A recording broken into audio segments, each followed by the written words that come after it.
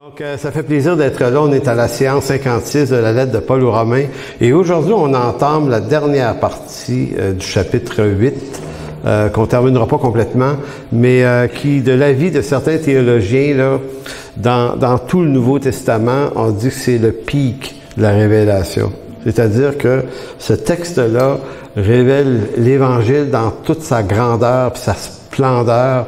C'est comme difficile de trouver un autre texte qui dit en quelques versets quelque chose d'aussi riche que ce texte-là.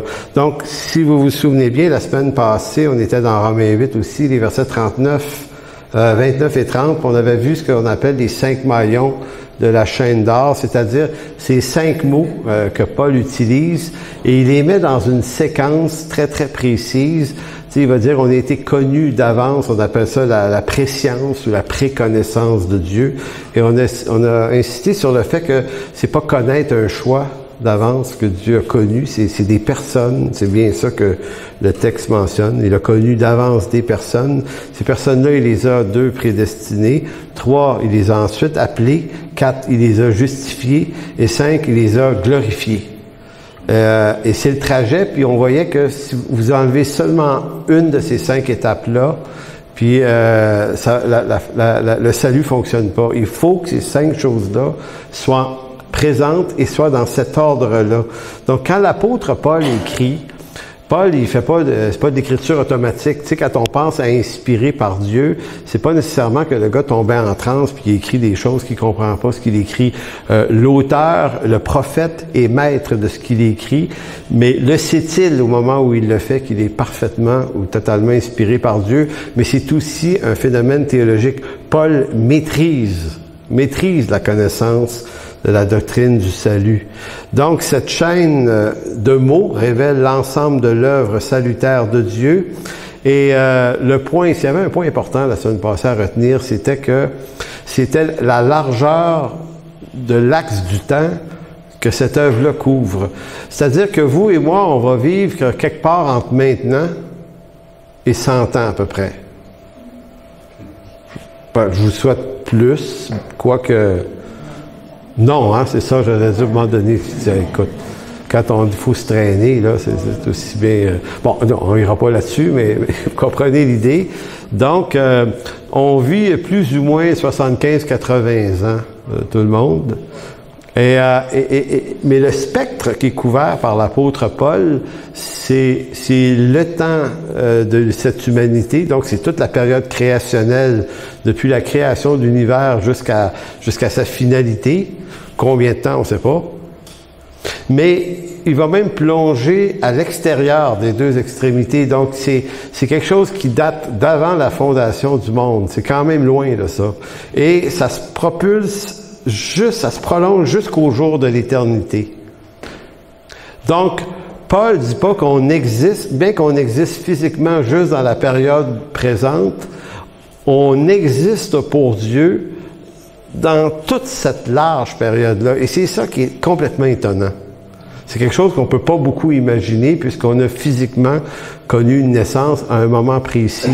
Et ça pose certains défis théologiques, cette affaire-là, puis on va parler de prière tout à l'heure parce que ça fait questionner beaucoup de croyants sur à quoi bon évangéliser et prier si Dieu a estimé d'avance ou a prédestiné d'avance ceux qu'il allait sauver. Donc, on entre dans un calcul, dans un dilemme où on se dit, si c'est décidé d'avance, on perd notre temps parce que ceux qui sont destinés au salut vont l'être anyway. Qu'ils l'entendent ou pas. Alors que l'Écriture ne dit pas ça. Elle ne le dit pas comme ça. Donc, il faut apprendre à dire comme l'Écriture dit et non pas se créer une espèce de trajet. Vous vous souvenez, vous savez pas, mais il y avait un gars à Québec, c'est un de mes amis qui participait à une semaine d'évangélisation, ça arrive sud de Québec, et puis il y a un homme qui rentre à la rencontre du samedi matin, puis il ne connaissait pas, fait qu'il dit, on lui dit, vous voulez évangéliser avec nous? Il dit, oui. Il dit, OK, il dit, on part d'une demi-heure, mais il dit, dans la prochaine demi-heure, on va prier ensemble, tu sais, puis OK, il va s'asseoir, puis au bout d'une demi-heure, le monsieur se lève, puis s'en va, fait qu'il y en a un qui l'intercepte, il dit, hey, vous allez où? Ben, il dit l'Esprit Saint m'a pas révélé qu'il y avait des élus dans le village où on allait évangéliser. Fait qu'il dit, vous allez perdre votre temps. Voyez-vous? Ça, c'est un dérapage. C'est de pas comprendre qu'on est appelé à vivre dans le temps présent. Nous-mêmes, si l'Écriture nous parle des temps éternels avant et après, nous, là, la perspective dans laquelle on est, c'est celle-ci. Donc, dans cette perspective-ci, ben, on va témoigner de notre foi, puis on va intercéder pour des gens. Écoutez, je pense pas que l'apôtre Paul, qui est l'auteur du texte ici, aurait risqué sa vie s'il pensait que ça valait pas la peine à cause de l'élection.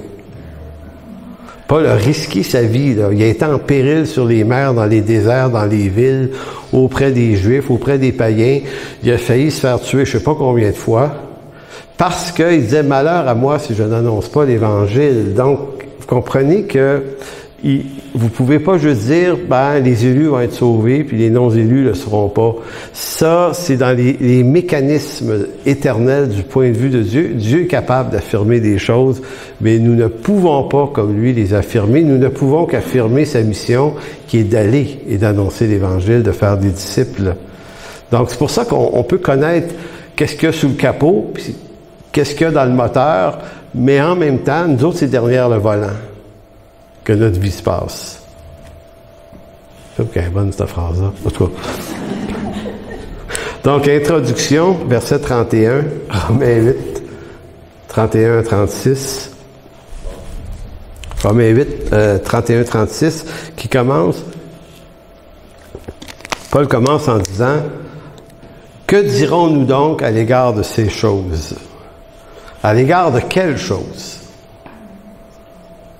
À l'égard de quelles choses? Donc, que dirons-nous donc à l'égard de ces choses? De quelles choses? Ben, juste avant, les choses en question, c'est qu'il nous a connus d'avance, il nous a prédestinés à être semblables à l'image de son Fils. Ceux qu'il a prédestinés les a aussi appelés, ceux qu'il a appelés les a aussi justifiés, ceux qu'il a justifiés les a aussi glorifiés. Ça, c'est le verset juste avant, là. Donc, que dirons-nous donc à l'égard de ces choses? Ben, c'est de ça. En d'autres mots, c'est comme si Paul disait, mais qu'est-ce qu'on peut bien ajouter à ces choses? Comme si la question comprenait implicitement la réponse. On peut-tu vraiment ajouter quelque chose à ça, là? C'est un peu ça. Et il va dire, si Dieu est pour nous, qui sera contre nous? Et ce matin, j'écrivais une petite phrase sur ma page Facebook en revisant mon message sur ce verset-là. Si Dieu est pour nous, qui sera contre nous? Le texte ne dit pas si nous sommes pour Dieu, qui sera contre nous? Comme si ça dépendait de notre piété et de notre capacité. Ah, c'est Denise, OK. Salut Denise. Elle voulait passer inaperçue. Donc, ça ne dit pas si nous sommes pour Dieu, si on est des vaillants, on est pour Dieu, ben qui sera contre nous? Mais Paul dit même pas ça. Il dit, si Dieu est à ce point pour nous, et pour nous dans les choses de l'élection, de la prédestination, de la justification, de la glorification, si toutes ces choses-là, il les a fait pour nous, c'est comme s'il disait, y a-t-il quelqu'un qui peut être contre nous? En d'autres mots, si quelqu'un pouvait être contre nous, il faudrait que ce soit quelqu'un qui soit plus élevé que celui qui est pour nous, Dieu. Maintenant, essayez de trouver une personne qui est supérieure à Dieu, et si vous la trouvez, ben peut-être que cette personne-là pourrait se permettre d'être contre nous. Donc, l'argument de Paul, si ce qu'il y a de plus haut, au-dessus de la création, le Dieu 3 fois saint éternel, si lui est pour toi, ben, il n'y a personne ni rien qui peut être contre toi. C'est fantastique, là. Tu sais, ça vient cimenter l'affaire bien dure, là. Lui qui n'a pas épargné son propre Fils, mais qui l'a livré pour nous tous, comment, et ça c'est la deuxième question, parce que Paul pose 5 questions. La première, si Dieu est pour nous, qui est contre nous. La deuxième, comment ne nous donnera-t-il pas aussi toutes choses avec lui? En d'autres mots, si Dieu est pour nous, puis on est glorifié, justifié, pardonné, lavé, purifié, mettez tous les mots que vous voulez mettre là-dedans, si tout ça c'est vrai, ben comment ne nous donnera-t-il pas aussi toutes choses avec lui? Donc, tout l'héritage dans le royaume de Dieu qui nous est promis va officiellement et automatiquement nous être accordé. Verset 33, « Qui accusera les élus de Dieu? » Qui? Vous savez, c'est toujours l'image, et on va peut-être le voir plus clairement la semaine prochaine, là, mais c'est l'idée d'un tribunal. C'est que le juge derrière le banc, c'est Dieu. Ton accusateur, c'est le diable. Ton avocat, c'est Jésus-Christ. Puis tout est dans le box des accusés. Et là, le juge qui est Dieu doit juger justement, avec justice. Est-ce que tu es coupable d'avoir fait telle et telle faute? Es-tu coupable d'être né d'Adam? Fait que si le juge te demande ton avis à toi, tu vas dire, ben oui, excusez, mais j'aurais pas su comment être autrement, de toute façon. Je suis pogné là, OK? Et là, Satan, l'accusateur, lui, il va vous accuser, puis bon, vous en comptez des péchés qu'il a fait, puis tu sais, lui, il peut déballer une liste à notre sujet qui est assez longue. Puis à la fin, quand il a fini, vous pourriez même vous lever et dire, je peux t'en ajouter quelques-uns, il y en a que tu sais pas, de plus que ça encore, tu sais. Et là, vous avez votre avocat, Jésus, qui reste tranquille jusqu'au moment où vient le temps de se lever pour vous, puis il va dire au juge, oui, il dit en fait, peut-être, oui, c'est vrai que Paul est né d'Adam, tu sais, puis, excuse Paul, mais bon, je trouve quelqu'un. Il y a Paul aussi là-bas, là. Mais en même temps, l'avocat va dire, mais il peut pas être condamné, tu sais, qui accusera les élus? C'est parce que il fait partie de la race des rachetés, des élus.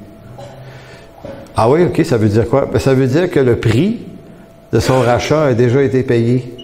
Fait qu'il est ici pour rien, il est déclaré, il est déchargé de toutes les charges qui pesaient contre lui. Ça a été pris sur le dos de quelqu'un d'autre. Fait que c'est pour ça que le verset 33 va dire, qui accusera les élus de Dieu? C'est Dieu qui justifie. C'est intéressant quand même. En d'autres mots, celui qui aurait les moyens et l'autorité de te condamner, de t'accuser, ne te condamne pas. Avec son maillotche de bois, de juge, il frappe en disant que tu es justifié, puis tu es libre. Fait que si lui te justifie, encore là, le questionnement de Paul est dans la même logique. Si le juge, qui est le plus grand de tous les juges et qu'il n'existe aucune justice ou juridiction au-dessus de ce juge et que ce juge te déclare innocenté et justifié, ben qui peut t'accuser après ça? Il n'y a personne en bas de lui là, qui peut renverser son jugement. Verset 34, qui les condamnera? Même raisonnement, qui? Christ est mort et bien plus, il est ressuscité, il est à la droite de Dieu, il intercède pour nous. Intercède ici, c'est dans le sens qu'il plaide pour nous.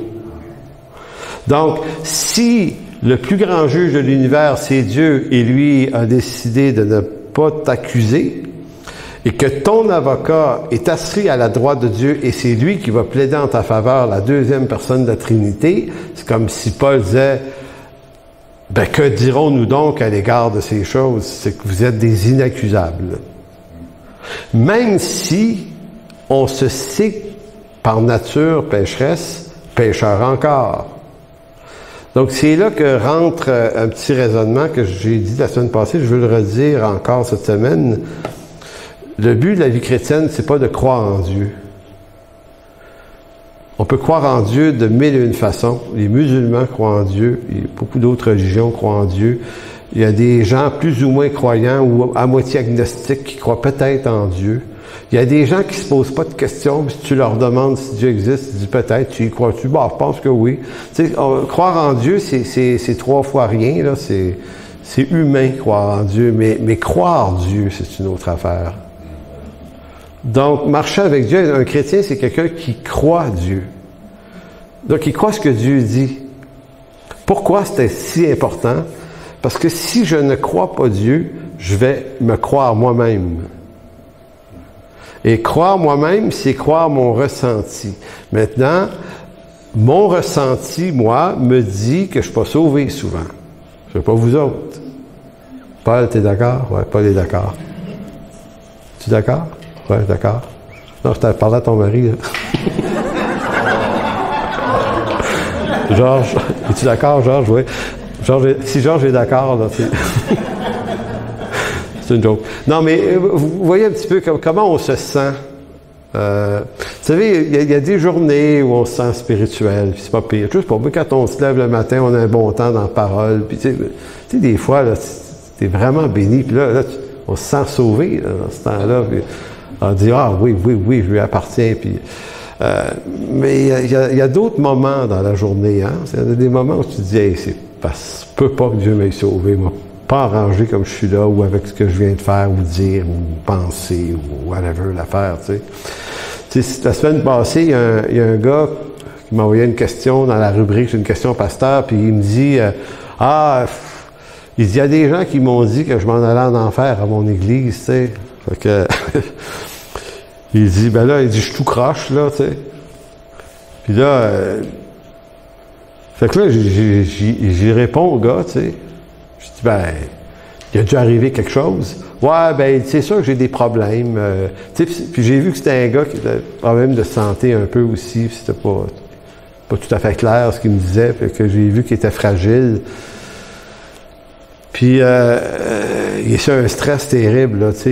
Lui, il croit ce que des gens lui ont dit. Puis moi, ben, ce que je veux lui dire, ben, écoute bien, là, tu vas croire Dieu, là. Parce qu'il y a trop de circonstances et de personnes qui vont vouloir te faire les croire, eux, dans leur jugement sur toi, parce que tu ne rencontres pas leur standard à eux. Puis là, il m'a posé une autre question, mais il dit, comment on fait pour savoir si on est sauvé? Tu sais, c'est une bonne question, ça. Puis moi, ma réponse est toujours la même. Ben, il y a juste quelqu'un de sauvé qui peut se poser cette question-là. J'ai jamais rencontré des incroyants qui se posaient la question. Un incroyant s'en fout.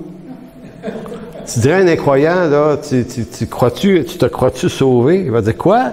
Crois-tu quoi? Sauvé? Sauvé de quoi? Tu sais pas. Un incroyant, la question, il vient pas à l'esprit. Mais un croyant, cette question-là peut être une source d'inquiétude. Et le fait qu'elle soit une inquiétude, ben, c'est déjà une preuve intéressante que tu lui appartiens. Maintenant, c'est sûr que si on te dévie ça sur tes œuvres qui sont pas éclairantes ces temps-ci, là, on peut t'amener, on peut te manipuler bien, bien loin. En fait, je sais pas qui dans son église a dit ça, mais je pense que c'est une affaire qu'on ne devrait pas lancer de même à des gens, surtout quand ils vont pas bien. Je sais pas, mais il me semble. Bon, verset 35. « Qui nous séparera de l'amour de Christ? Serait-ce la tribulation, l'angoisse, la persécution, la faim, la nudité? » Donc, Paul soulève des choses qui pourraient, selon nous séparer. Ça pourrait nous séparer de notre vie, hein, le tranchant de l'épée, ça pourrait nous causer toutes sortes de problèmes, mais ça ne peut pas nous séparer de l'amour de Dieu. Selon qu'il est écrit, c'est à cause de toi qu'on nous met à la mort tout le jour, qu'on nous regarde comme des brebis destinées à la boucherie. Donc, c'est Montgomery Boyce, là, le théologien que je lis beaucoup, dit cette phrase, il dit « Ce texte est le plus haut sommet de toute la révélation divine et biblique. Ce paragraphe est l'Everest du Nouveau Testament. » C'est fort, hein, comme déclaration. En d'autres mots, là, si vous aviez à vous perdre Saint-Nil, puis vous deviez amener seulement un chapitre avec vous, amenez le chapitre 8 de la lettre aux Romains. Vous avez tout dans ça. C'est une magnitude extraordinaire. Puis il faut comprendre que l'apôtre Paul, quand il a écrit sa lettre aux Romains, il a écrit un texte. J'avais lu un professeur, il y a longtemps, un prof de littérature spécialisé dans les grands littéraires de l'histoire. Puis pour lui, la lettre aux Romains rentrait parmi les documents les plus solidement écrits dans l'histoire de la littérature mondiale. Puis le gars était pas forcément, il était pas en train de décrire ça d'un point de vue d'un croyant. Il expliquait à quel point on réalise pas comment Paul a structuré son texte pour nous partir d'un moment, pour nous faire traverser des idées, pour nous amener à quelque chose de glorieux. Si on prend encore l'image de la montagne, là, c'est un peu comme si on disait que au bas de la montagne, au chapitre 1, là, souvenez-vous qu'au chapitre 1, Paul décrit tous les péchés possibles et inimaginables du genre humain. Il nomme une vingtaine, c'est pas plus, de comportements humains. Là. Si tu arrêtes de lire au chapitre 1, la lettre aux Romains, t'es fini, là, c'est décourageant. Parce que dans toute la liste des choses, tu en as au moins 4-5, là. Puis peut-être plus. Puis au chapitre 2 et 3, puis il va dire, ben c'est pas juste les païens, c'est les Juifs aussi. Il dit, toi qui es Juif, toi aussi tu fais les mêmes choses. Et au chapitre 3, il va dire, tous païens ou Juifs et Grecs sont sous l'empire du péché. Même si les Juifs ont reçu l'avantage de la loi, ça ne les a pas amenés par la loi à être plus justes que les païens. Plus connaissants, mais pas plus justes. Et à partir du chapitre 3 et 4, 5, 6, Paul décortique la doctrine du salut, parle énormément de la justification, commence à expliquer c'est quoi qu'il y a dans le moteur, là, tu sais, sous le capot, là, comment ça fonctionne, tout ça. Et au chapitre 8, il aboutit à quelque chose, puis c'est progressif. C'est comme si on montait la montagne tout le temps, là, à mesure qu'on lit les chapitres.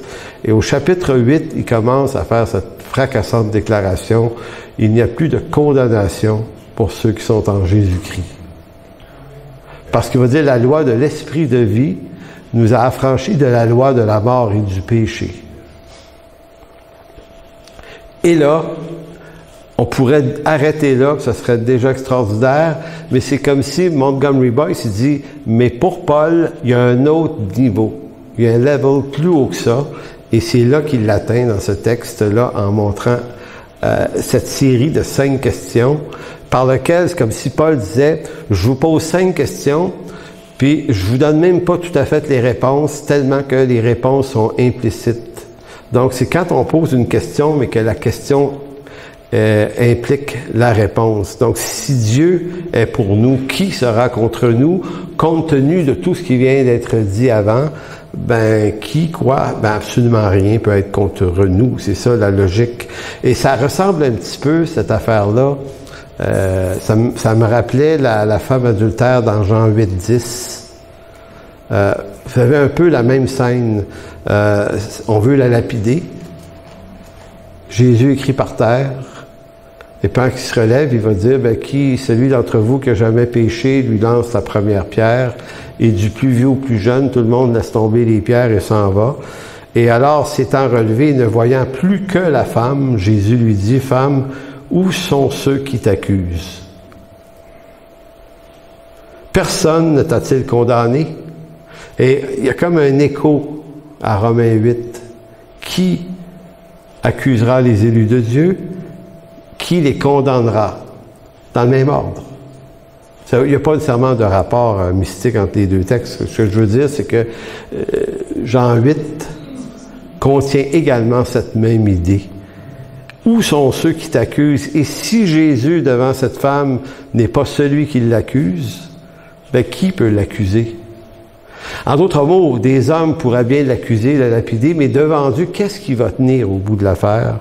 C'est le jugement final de Dieu. Et si Dieu a décidé que cette femme-là lui appartenait pour l'éternité, c'est pas pareil pour nous. On pourrait humainement nous condamner de bien des choses, mais si le plus haut tribunal, au-dessus de tous les tribunaux, et celui qui trône sur ce tribunal ne nous condamne pas, eh bien, on est sauvé, c'est tout.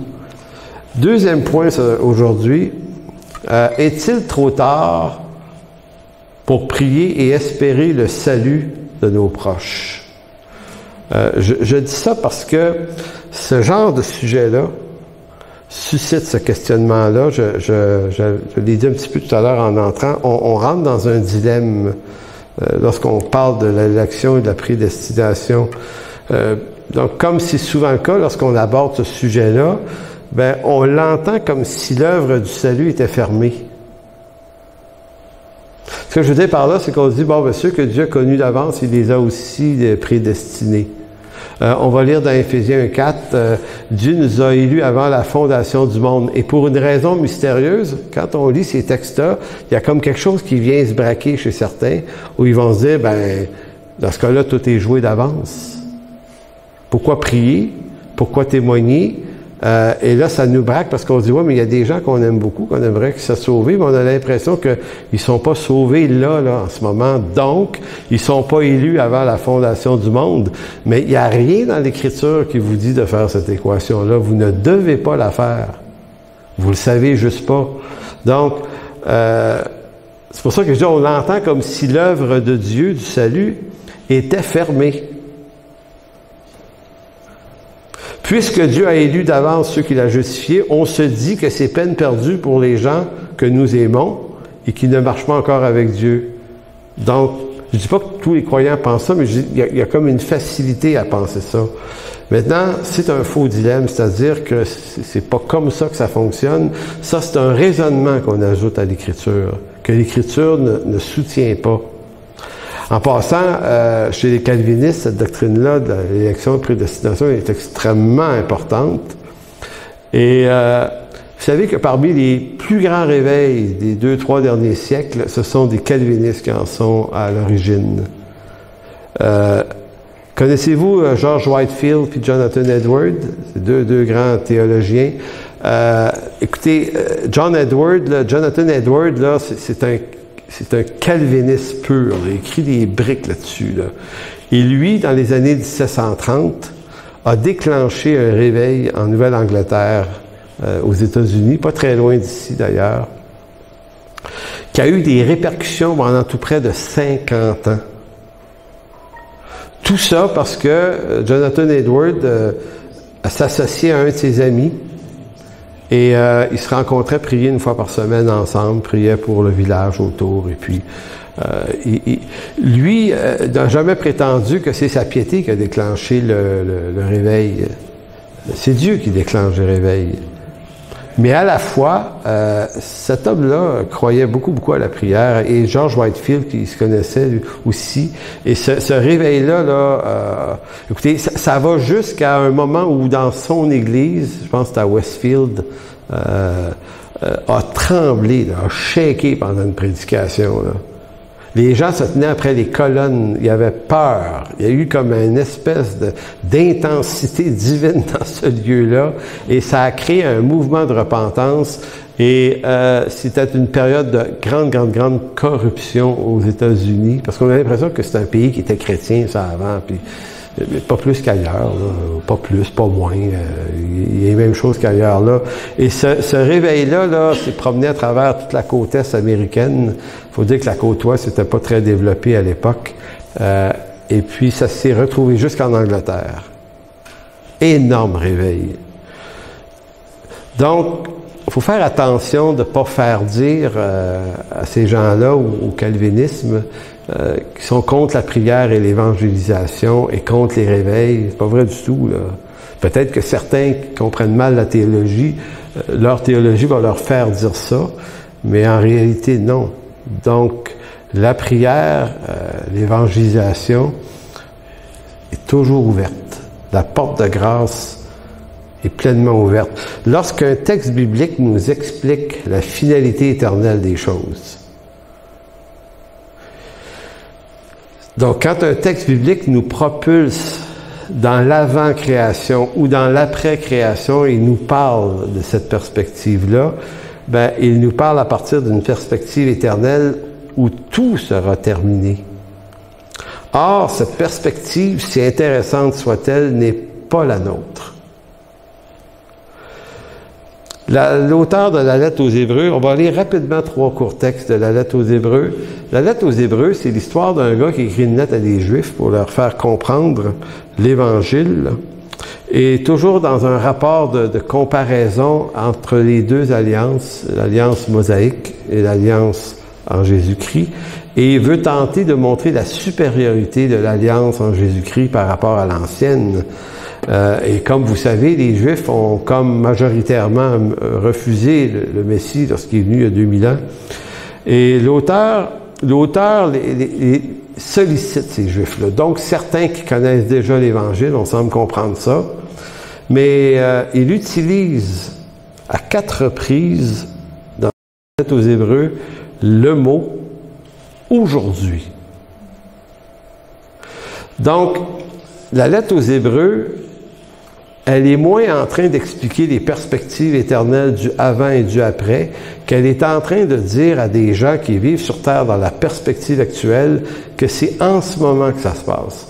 Donc, dans Hébreux 3:7, c'est pourquoi, selon ce que dit l'Esprit Saint, aujourd'hui, si vous entendez sa voix, n'endurcissez pas vos cœurs comme l'heure de la révolte, le jour de la tentation dans le désert. Ça, c'est 3:7. 3:15, il répète à peu près la même chose. Aujourd'hui, si vous entendez sa voix, n'endurcissez pas vos cœurs comme lors de la révolte. Donc, la séquence est toujours la même. Aujourd'hui, si vous entendez sa voix. Pas demain, pas avant-hier, aujourd'hui, si vous entendez sa voix. Hébreux 4:6 et 7, une répétition encore. Or, puisqu'il est encore réservé à quelques-uns d'y entrer, et que ceux à qui d'abord la promesse a été faite n'y sont pas entrés. On parle de la promesse d'Abraham qui a été faite à la descendance d'Abraham. Bon, la promesse a été faite, mais il n'est pas en train de dire, c'est plus possible pour eux. Parce que les Juifs auraient pu se dire ça, bon, ils ont rejeté le Messie, donc c'est fini. Les Juifs ne peuvent plus être sauvés, c'est fini, c'est des Juifs. Mais non, Paul est un Juif, a été sauvé, Pierre, les apôtres, la première Église, c'est que des Juifs, ce sont des milliers d'ailleurs, et c'est eux qui commencent à déclencher. Mais comme nation, ils ont refusé, la nation, les autorités du peuple ont rejeté l'Évangile. Donc c'est pour ça qu'il dit, et puisqu'il est encore réservé à quelques-uns d'y entrer, que ceux à qui d'abord la promesse a été faite n'y sont pas entrés, à cause de leur désobéissance, Dieu fixe de nouveau un jour. Lequel? Aujourd'hui. En disant, dans David, c'est le psaume 95 là, qui est cité ici, si longtemps après, comme il est dit plus haut, aujourd'hui, si vous entendez sa voix, n'endurcissez pas vos cœurs. Donc c'est encore la même expression. Aujourd'hui, si vous entendez sa voix, n'endurcissez pas vos cœurs. Maintenant, ce qui est intéressant avec l'histoire d'aujourd'hui et la voix de Dieu, c'est qu'il y a comme une suite dans l'Écriture sur la voix de Dieu. On a vu plus tôt cette année le psaume, c'est-tu 40 ou 42? C'est qu'elle dit, Dieu m'a creusé une oreille pour que j'entende. Le salut vient de ce qu'on entend. La foi est suscitée par la parole de Dieu elle-même. Donc la foi n'est pas suscitée comme une bonne idée de soi, c'est quelque chose qui est donné par Dieu. Donc il creuse une oreille qui fait qu'on peut entendre sa voix. Donc ici, aujourd'hui, si vous entendez sa voix, c'est important ce point-là, si vous entendez sa voix, donc aujourd'hui, des gens vont entendre la voix de Dieu et vont être sauvés. Donc, dans notre perspective, le salut est actuel. Tant que le Seigneur n'est pas revenu, la porte du salut reste ouverte et quiconque invoque le nom du Seigneur sera sauvé. Sa grâce et sa bonté sont toujours pleinement abondantes, encore aujourd'hui. Lisons Romains 10, où l'apôtre Paul le dit de sa propre bouche, et Romains 10, 13. Il va dire, car quiconque invoquera le nom du Seigneur sera sauvé. Comment donc invoqueront-ils celui en qui ils n'ont pas cru? Et comment croiront-ils en celui dont ils n'ont pas entendu parler? Et comment en entendront-ils parler s'il n'y a personne qui prêche? Et comment y aura-t-il des prédicateurs à moins qu'ils ne soient envoyés ou s'ils ne sont envoyés? Vous voyez ici là, la façon dont l'apôtre Paul cite des textes de l'Ancien Testament, c'est toujours pour affirmer cette même chose. Donc, quand l'apôtre Paul, au verset 8, et dans d'autres textes de Romains, affirme la doctrine de l'élection et de la prédestination, ici, il n'est pas en train de se contredire au chapitre 10. Les deux sont vrais. Vous savez, c'est un peu comme... trouver une illustration pour montrer ça. Admettons que vous êtes un parent, vous avez un enfant de, je sais pas, moi, 13-14 ans dans ce coin-là, puis il va à l'école, puis il est pas très bon en maths, puis il est découragé, il veut lâcher, c'est quelque chose de même, là, puis... Et là, j'invente une histoire, elle se peut pas, mais c'est pas grave, c'est juste l'illustration qui est importante. Admettons que la mère du petit gars, un soir, elle se couche, puis elle a un songe, elle est transportée 15-20 ans plus tard dans la vie du jeune homme. Puis elle le voit comme un des plus grands astrophysiciens de son temps. À l'université Harvard aux États-Unis, tu sais, un éminent mathématicien, astrophysicien, une bolle. Puis là, elle se réveille le lendemain, elle va voir son fils, puis elle lui dit je vais te dire ce que tu vas être plus tard. Tu vas être un astrophysicien de premier plan, une sommité mondiale. Fait que le petit gars, il pourrait se dire ben dans ce cas-là, j'étudierai pas. Je sais pas si vous comprenez la logique, c'est pourquoi j'étudierais si de toute façon je vais le devenir. Et qu'est-ce qu'elle répondrait la mère? Elle va dire non, c'est parce que tu as persévéré à étudier, tu vas devenir bon. Donc vous voyez, c'est comme c'est vrai puis c'est vrai. Puis nous, on a tendance à opposer. C'est-tu nous, c'est-tu Dieu? J'oublierai jamais un soir avec Amar Jabala, on avait soupé ensemble chez des amis. Puis M. Jabala, qui est une sommité ici au Québec, la question lui est posée en disant oui, mais M. Jabala, c'est-tu Dieu ou c'est nous? C'est qui décide au-dessus de l'autre? Tu sais, même si c'est juste une petite coche au-dessus. Et lui, il dit mais non, c'est les deux. Oui, mais les deux, oui, les deux mais et il dit non, il dit c'est les deux. Puis il essayait de nous dire sortez pas de là. Il y a quelque chose qui coopère ensemble. Il dit on comprend pas tous les mécanismes de ce qui se passe exactement, mais les deux mécanismes travaillent ensemble. Donc c'est pour ça que vous pouvez pas dire je suis pas confortable avec ça parce que Dieu l'a décidé d'avance. Donc, il ne peut plus rien changer. Mais non, c'est aujourd'hui, ceux qui entendent sa voix, Dieu est gracieux, et quand vient à lui, il ne sera jamais rejeté par lui. Donc, on n'arrêtera pas d'espérer, puis de prier, puis de parler. Puis on se dira pas, peut-être que je perds mon temps. C'est pas de tes affaires, ça.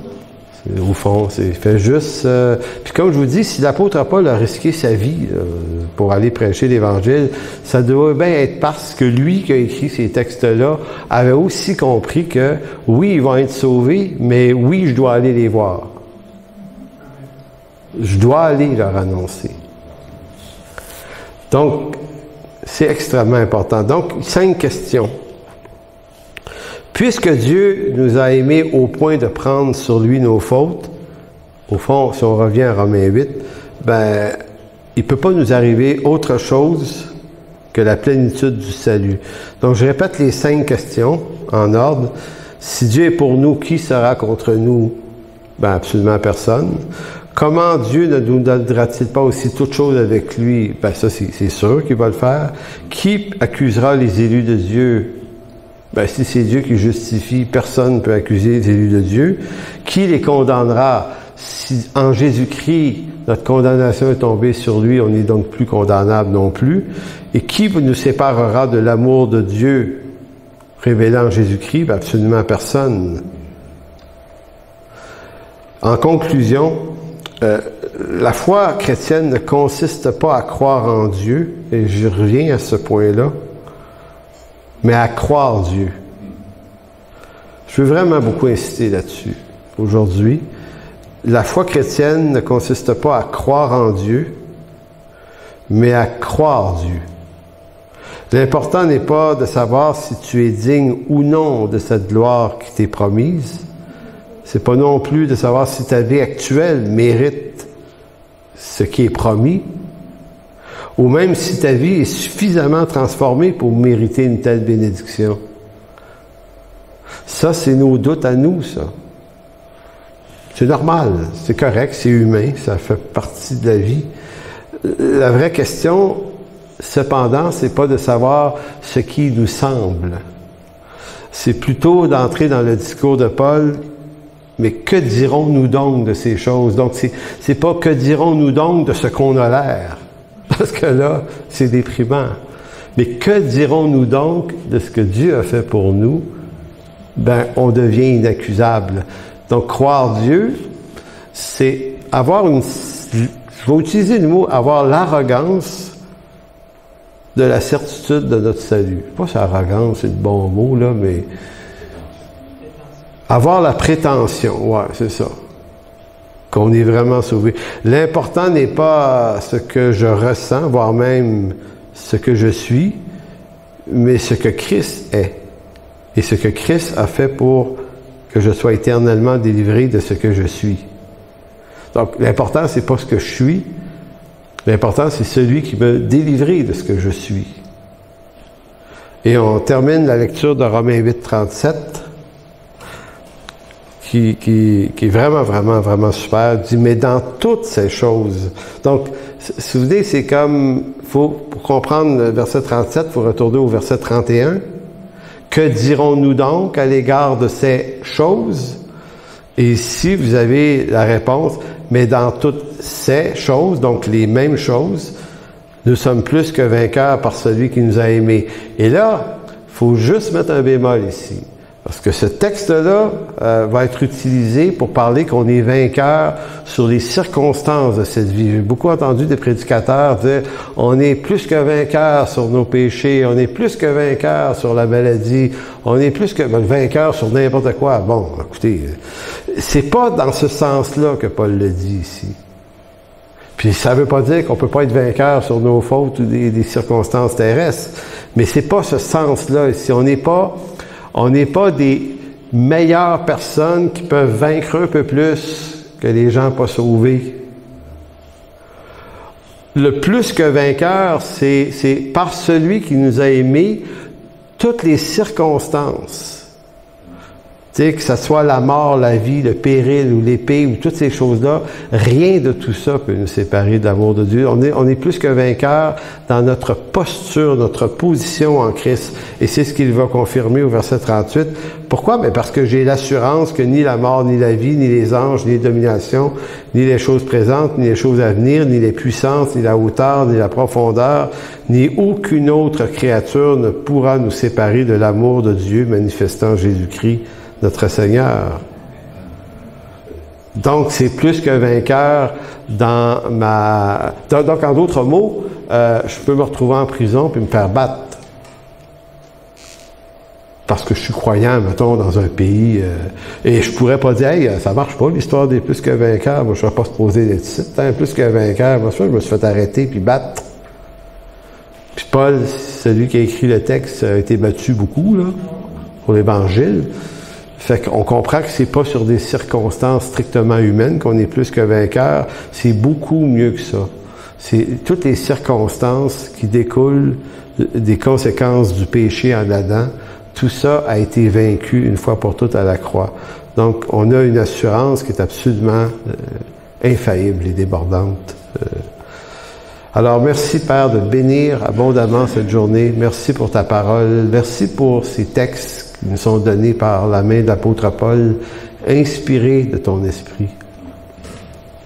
Seigneur, c'est une grande bénédiction de pouvoir quitter ce lieu aujourd'hui étant garanti d'une si grande assurance. Merci Père, dans le précieux nom de Jésus. Amen. Donc, on va faire un dernier...